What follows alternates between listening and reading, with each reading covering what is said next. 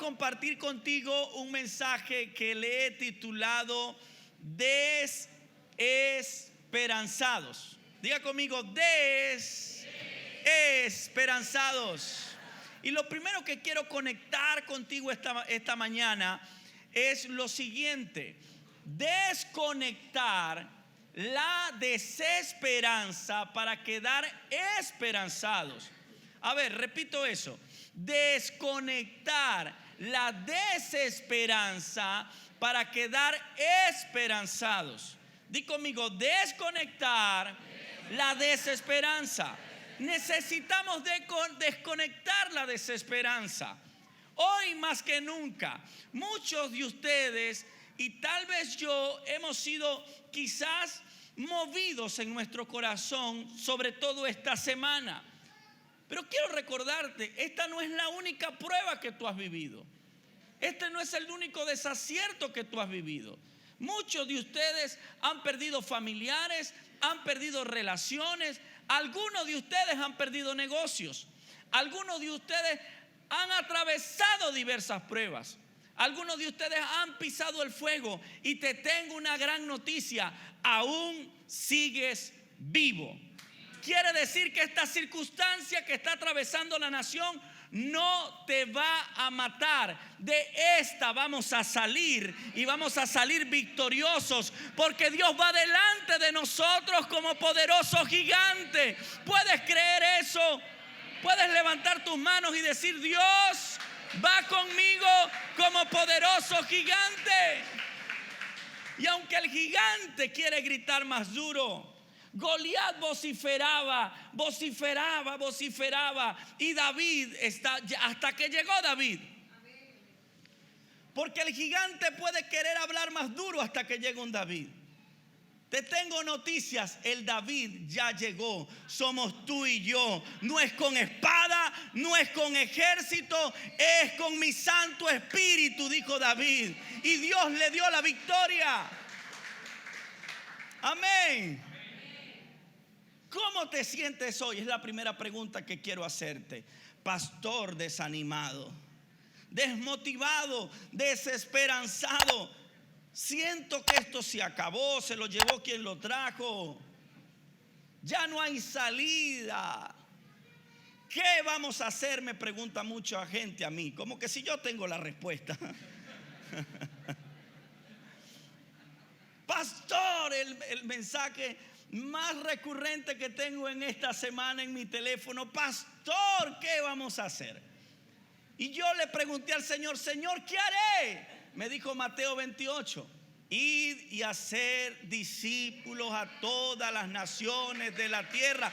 Porque los hijos de Dios sí tenemos respuesta en medio de la incertidumbre.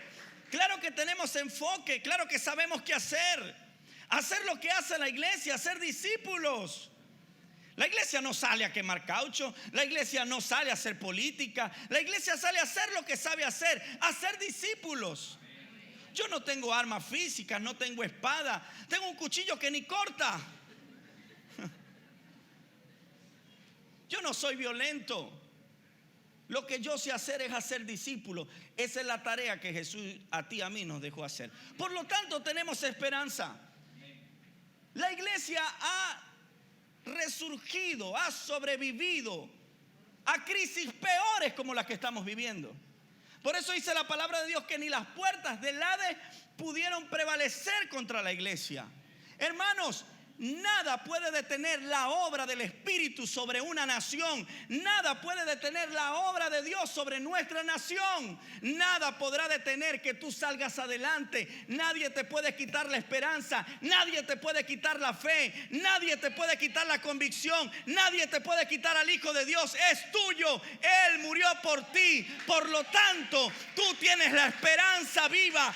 Todos los que tenemos a Cristo tenemos una esperanza viva. Amén. ¿Qué es el sentimiento de desesperanza?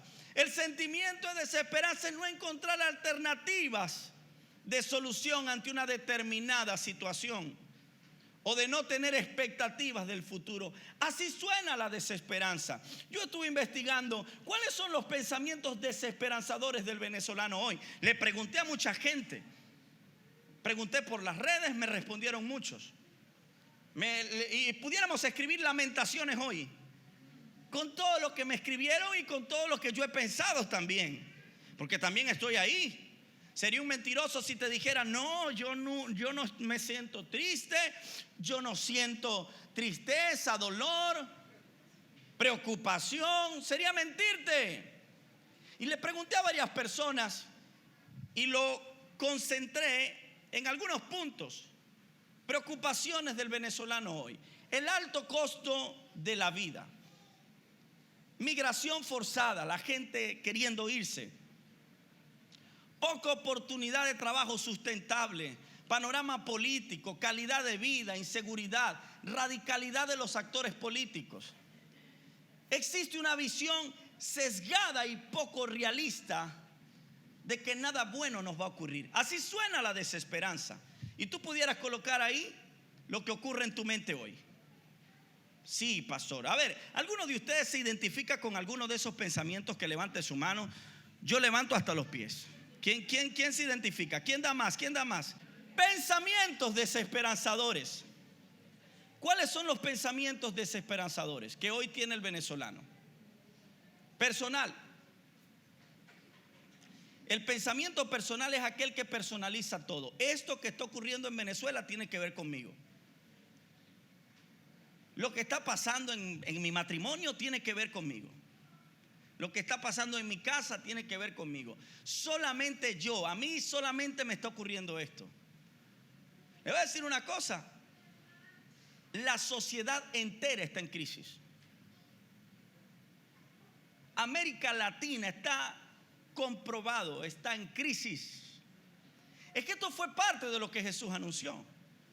Jesús no anunció que cuando las cosas se pongan buenas, ahí vendré.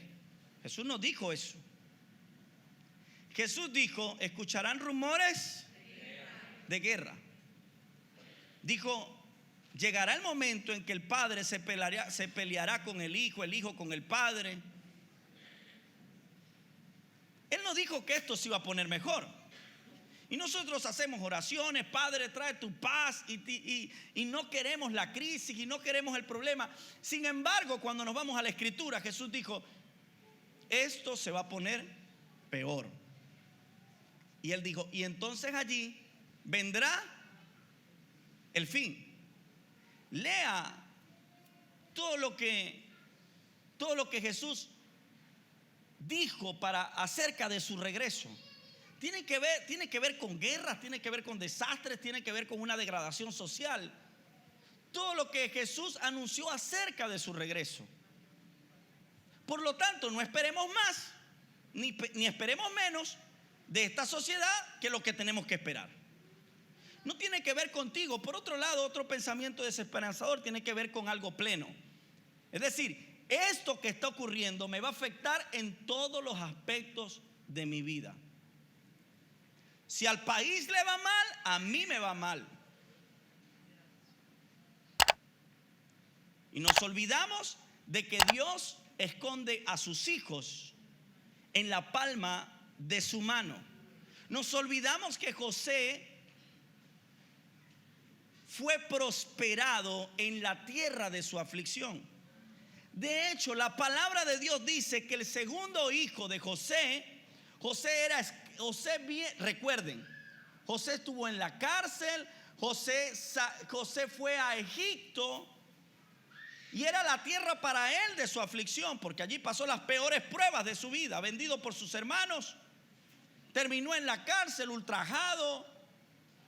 Pero dice la palabra de Dios que cuando José trae a su segundo hijo le colocó Efraín, que significa: Dios me ha prosperado y me ha bendecido en la tierra de mi aflicción.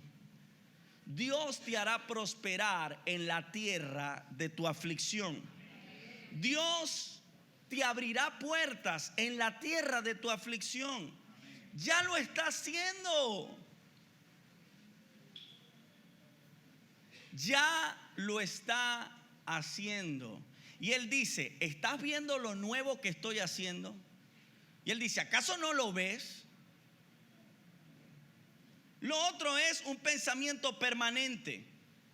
Eso que tiene que ver, esto será así siempre. A ver, ¿quiénes de ustedes ha pensado, esto será así siempre? Siendo realistas, yo lo he pensado. Eso no va a cambiar. Y comparamos nuestra nación con otros sistemas políticos y decimos, esto será permanente. Y deducimos, aquí hay que irse. ¿Quién ha luchado con esos pensamientos hoy? Seamos honestos, la mayoría de la gente que se va o que se quiere ir, hay gente que dice, pastor, Dios me lo dijo. Sí, cuidado, Dios va a hablar en este tiempo. Claro. La mayoría de la gente que se está yendo no se está yendo por propósito, se está yendo por necesidad, ¿sí o no? No porque Dios lo dijo y Dios lo habló, es por necesidad, no por propósito. Claro, sin ver y dicen, anoche soñé, claro, ¿y quién no está soñando ahorita con irse? Cualquiera.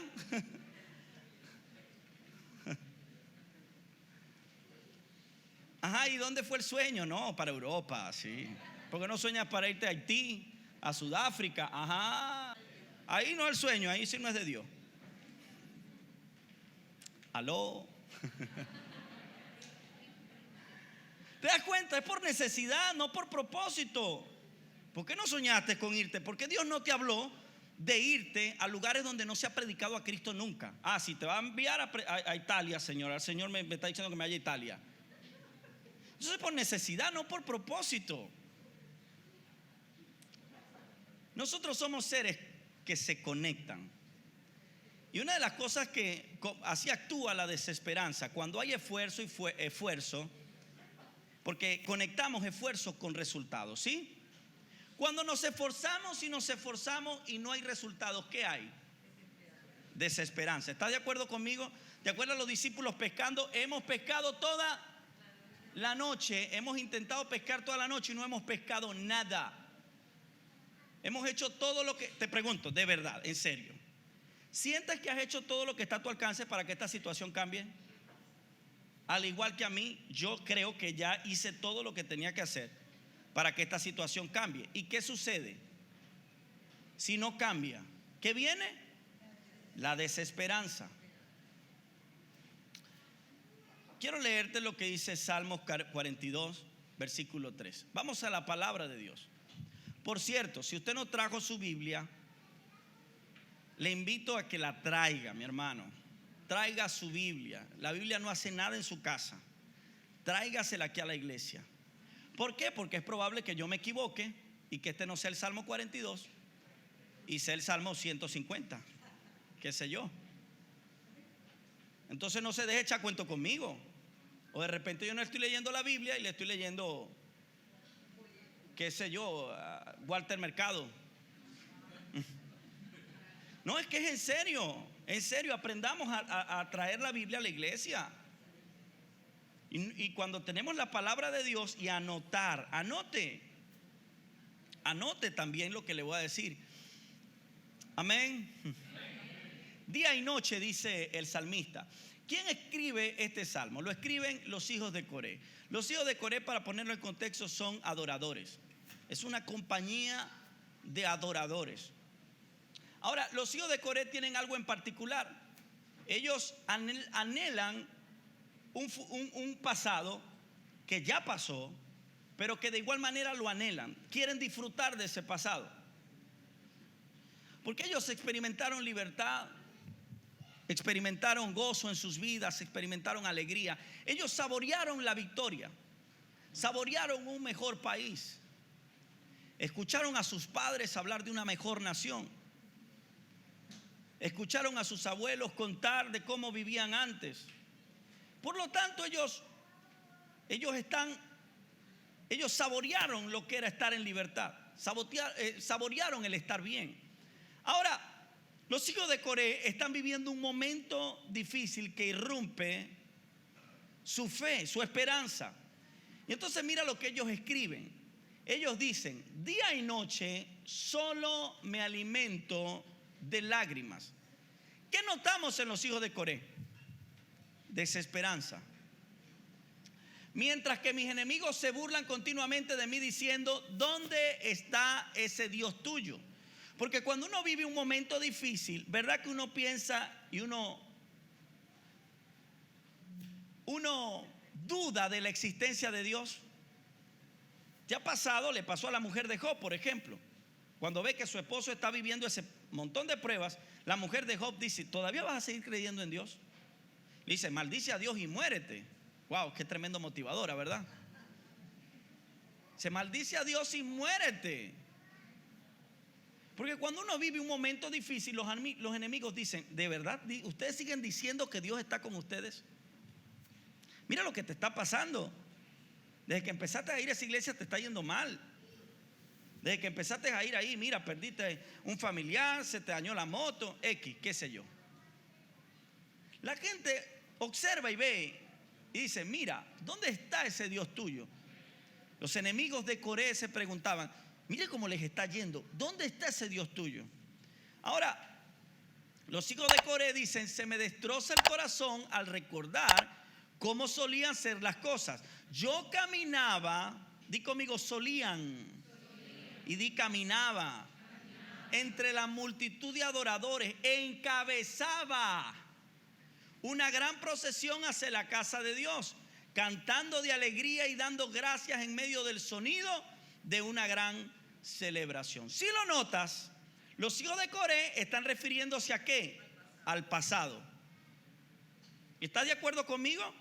Todos los términos que ellos usan tienen que ver con recordaba, solían, caminaba, encabezaba. Los términos que ellos usan tenían que ver con el pasado.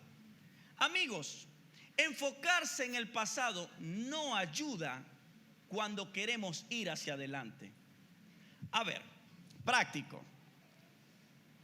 ¿Cuántos de aquí están casados? Casados. Muchos, qué bueno. Esta es una iglesia de familia. ¿Cuántos están de novios? Sin pena, levante su mano. ¿Cuántos están enamorados? Algunos levantan la mano, pastor, porque no le he dicho todavía quién es, entonces me da pena levantar. Supongamos los que estamos casados, o los que están enamorados, o los que están de novios, su actual pareja, su actual novio, su peor es nada. Su actual, el que viene a mí yo no lo echo fuera, ya esa es la etapa de la frustración.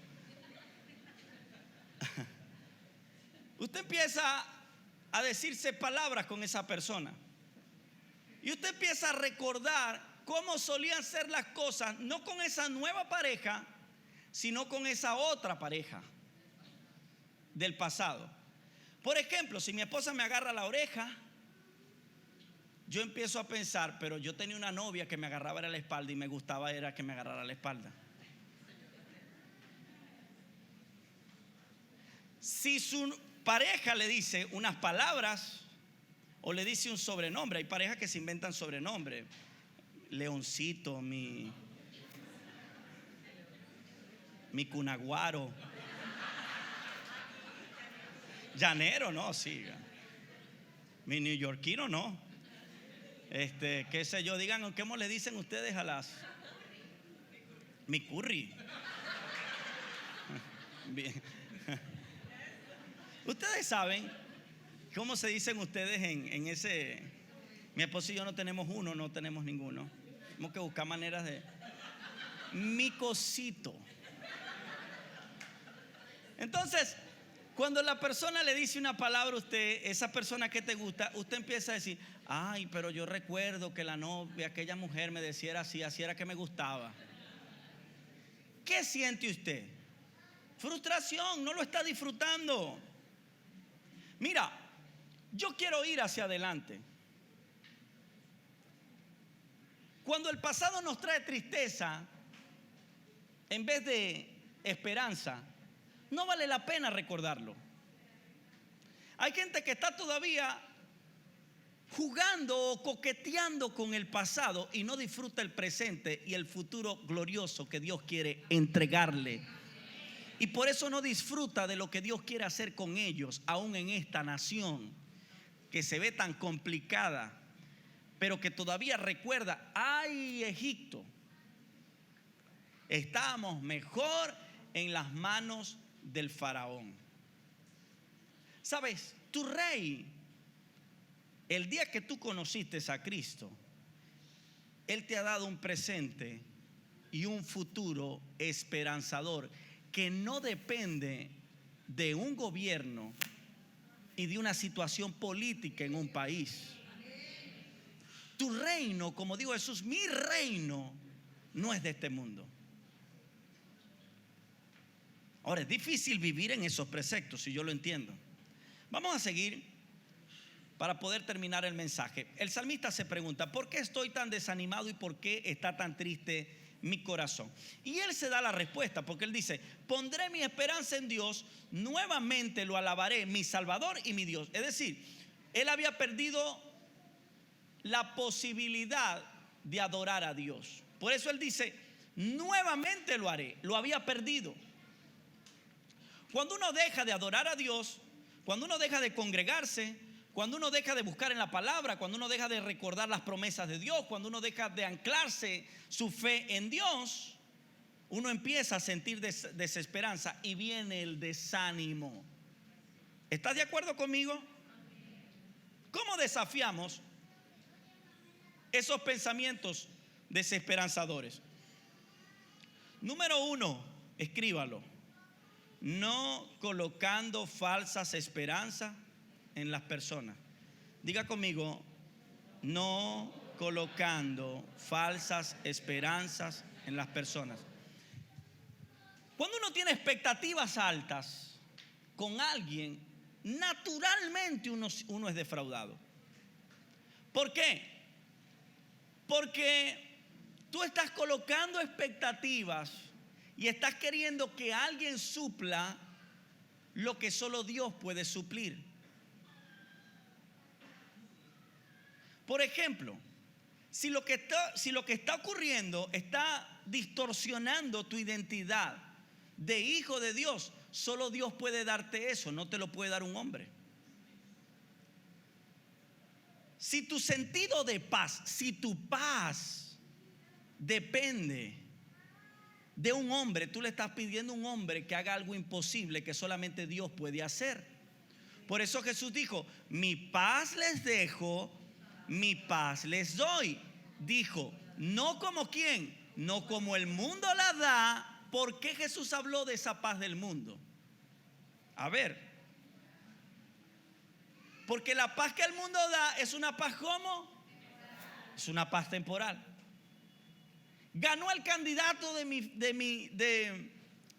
¿por quién yo voté? Tengo paz. Se fue el candidato por el que tú votaste. ¿Qué pasó con tu paz? Se acabó. Perdiste la paz. Y muchos venezolanos hoy están así. ¿Por qué? Porque anclamos nuestra paz. Y Jesús dijo: no doy una paz como el mundo la da. Mi paz sobrepasa tu entendimiento. Yo quiero esa paz en mi corazón.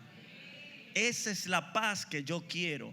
Que no importa el gobierno que esté de turno en una nación, entendiendo que mi reino se llama Jesús. No importa quién gobierne, yo tendré esa paz, porque mi Jesús da una paz que sobrepasa todo entendimiento humano. Por eso Pablo estuvo en la cárcel y le dijo así: las vamos a adorar a Dios. Por eso a Jesús lo estaban abofeteando, lo estaban escupiendo, lo estaban matando, lo estaban vituperando. Y Jesús dijo: Señor, perdónalos, porque ellos no saben lo que hacen. Porque la paz de Dios no depende de la circunstancia, no depende de un político, no depende de una persona. La paz que proviene de Dios viene exclusivamente de Él. Y si Dios te dio esa paz, nada ni nadie te lo puede quitar, nada ni nadie te lo puede arrebatar. ¿Puedes creer eso? Vamos a aplaudir al Señor. Nada ni nadie te puede quitar esa paz. No permitas que nada te quite la paz. Jesús no colocó esperanza y falsas expectativas en los gobiernos de turno. Herodes intentó matarlo, era el rey de turno. Apenas naciendo, mandó a matar a todos los niños menores de 2 años. Herodes Antipas también mandó a matar a Juan el Bautista. Lo mató, de hecho. Le trajeron la cabeza a Juan el Bautista, el que anunciaba que Jesús, el que preparaba el camino de Jesús. Le trajo la cabeza por un deseo de una mujer. Jesús le tocó hacer ministerio en gobiernos opresores, dictatoriales. De hecho, estuvo frente a Pilato, quien pasó por sus manos y estaba de turno en el gobierno. Y Pilato le pregunta: Jesús, ¿eres tú el rey de los judíos? Y Jesús claramente le dijo: Pilato, entiende algo, mi reino no es de este mundo. Jesús nunca. Ahora, yo quiero ponerte en contexto. Jesús vio la injusticia en el nacimiento y en el desarrollo de su vida. Vio a Herodes matar a Juan el Bautista. Luego Herodes, cuando él intentó matarle. Injusticia por todos lados. Ahora, yo te pregunto, ¿Jesús creó un partido político para sacarlos a ellos? ¿De verdad? ¿Armó un partido político para sacarlos? No. Seamos honestos, no lo hizo. Porque Jesús entendió cuál era su misión, dónde él tenía que colocar su mirada en Dios. Jesús no hizo tal cosa. Jesús no puso sus esperanzas en un gobierno de turno. Jesús no puso su esperanza en la política. Jesús no puso su esperanza en eso. Jesús entendía que su fe era más grande que un sistema corrupto y político. Jesús entendía que el reino de él, como él claramente lo dijo, mi reino no es de este mundo. Este no es mi reino. Él colocó su mirada en Cristo. Cuando tú colocas tu mirada en Cristo, dice la palabra de Dios, jamás quedarás defraudado. Él es tu esperanza. Él es la fuente de tu esperanza. Pero parece que la palabra de Dios dijera de esta forma en la Biblia de nuestras emociones. ¿Por qué estoy tan desanimado? ¿Por qué está tan triste mi corazón? Parece que la Biblia dijera esto: pondré mi esperanza ¿en dónde? En las personas. Nuevamente lo haré. Esta es la solución. Así suena la Biblia de nuestras emociones. No le tomé foto y no lo posté porque eso no existe. Pero así pensamos que dice la Biblia. Creemos que la solución es fijar nuestra esperanza. Y cuando fijamos nuestra esperanza en alguien, ¿qué pasa? Viene la desesperanza. Realmente la Biblia dice: estoy tan desanimado, se preguntó el salmista. Entiendo qué me está sucediendo. Es que dejé de poner mi esperanza en Dios. Y siendo honestos, ¿por qué estás tan desanimado? Porque siendo honestos, dejamos de colocar nuestra esperanza en Dios. Empezamos a observar lo que ocurre a nuestro alrededor y nos olvidamos que el plan de Dios es mejor que el nuestro. Nos olvidamos que Jeremías 29:11 dice: mis planes para ti son de bien y no de mal, para darte un futuro lleno de esperanza. Nos olvidamos que la palabra de Dios dice que esta leve tribulación producirá en ustedes un mayor peso de gloria. Quiero decirte una cosa: la gloria de Dios no es visible si no hay una leve tribulación. A ver, quiero conectar eso. Muchos de ustedes no estarían donde están sin una tribulación que vivieron antes. Seamos realistas. Yo no estuviese viviendo plenitud en mi matrimonio si en los primeros 3 años nos intentamos divorciar como 20 veces. ¿Por qué? Porque la tribulación nos enseña. La prueba saca lo peor o lo mejor de nosotros. Yo no pudiera apreciar hoy el momento que estoy viviendo con mis hijos si papá no se hubiese ido de mi casa y no me hubiese dejado a los 5 años. Yo no pudiese valorar hoy mi matrimonio si no hubiese experimentado y ver traición en mi hogar.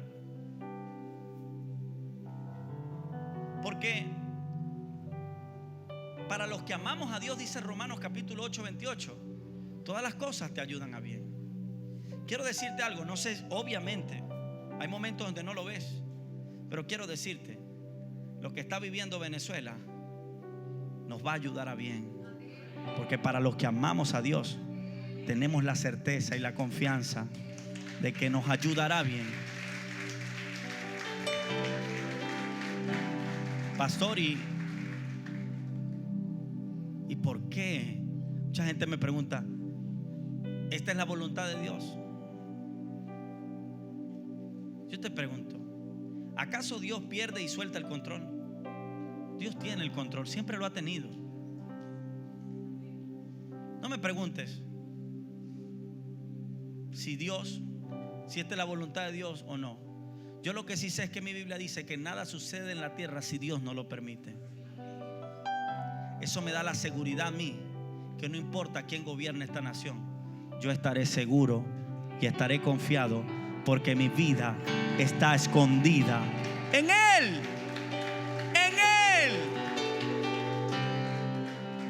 Porque ¿cómo tú me explicas que cuando esta nación aparentemente, yo no sé, no tengo cómo comprobarlo, estaba mejor? Yo he crecido en estos 25 años. Yo tengo 35 años de edad. ¿Cómo tú te explicas que cuando esta nación decían que estaba mejor, yo no viví los privilegios que hoy en día mis hijos están viviendo? Yo a veces digo, Señor, ¿será que tú me tienes en una burbuja? Y no les estoy diciendo que yo soy millonario, porque todos me conocen y saben que cuando vamos a pagar una cuenta nos reunimos ahí entre toditos.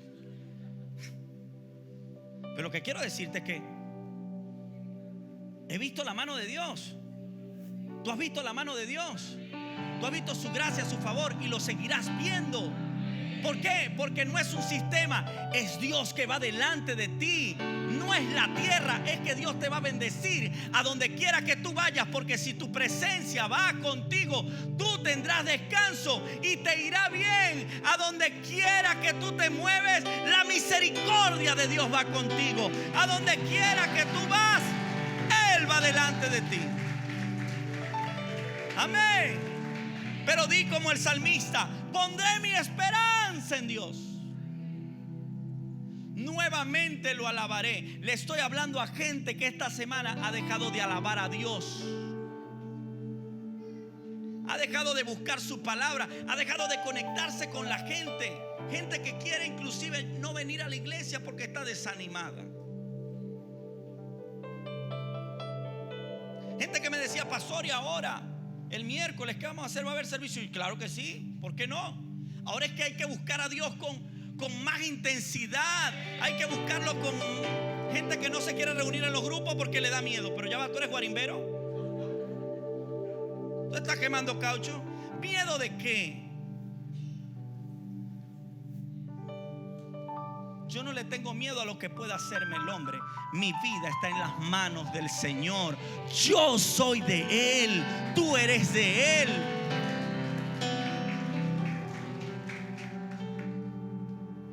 ¿Cuál es el miedo? Ahora es que hay que levantarse. Por eso el salmista dijo: nuevamente lo alabaré. Vamos, levántese. Nuevamente adoraré a Dios. Hablaba con una persona que admiro mucho anoche. A las 12 de la noche hablaba con él y me decía: lo admiro por su ministerio, por lo que ha conquistado. Y me decía: pastor, quiero confesarte, no tengo ganas de levantarme. Esta semana no salí, estoy abatido por lo que está pasando. Mi corazón se llenó de tristeza porque yo dije: no puede ser. Y lo entiendo porque también he estado luchando. Porque yo sé que la mayoría de ustedes, de verdad, sienten que ahorita están un día a la vez. Sí, uno se levanta en la mañana y uno siente que está como que: Dios mío, ¿y qué pasó? Y el pastor, y este amigo me decía: mañana no voy a predicar, tuve que colocar a predicar a otro.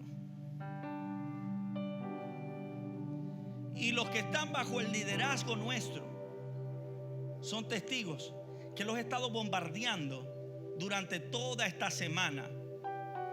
El Señor está preguntando: ¿a quién enviaré? ¿Quién hablará en este tiempo de desesperanza?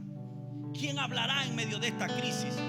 ¿Quién hablará? Y yo oro para que tú respondas: Señor, envíame a mí. Yo lo haré, yo lo haré.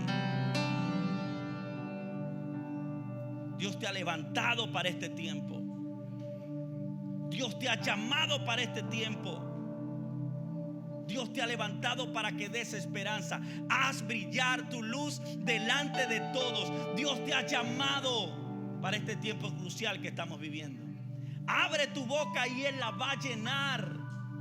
Tú tienes una palabra de fe, una palabra de esperanza. Levántate, no te encueves como Elías. Por el contrario,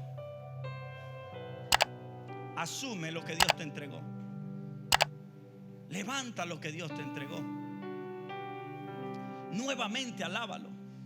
Nuevamente glorifica su nombre. Él es tu Salvador. Él es tu Dios. Pon tu esperanza en Dios. Amén. La palabra de Dios dice claramente en 2 de Corintios capítulo 4: por todos lados nos presionan las dificultades, pero no nos aplastan. Digan conmigo: hay dificultad, pero no me va a aplastar. Estamos perplejos, pero no caemos en la desesperación. La mayoría de nosotros está sorprendido con lo que está ocurriendo, pero no caemos en desesperación, porque nuestra vida está en Dios. Amén. Somos perseguidos,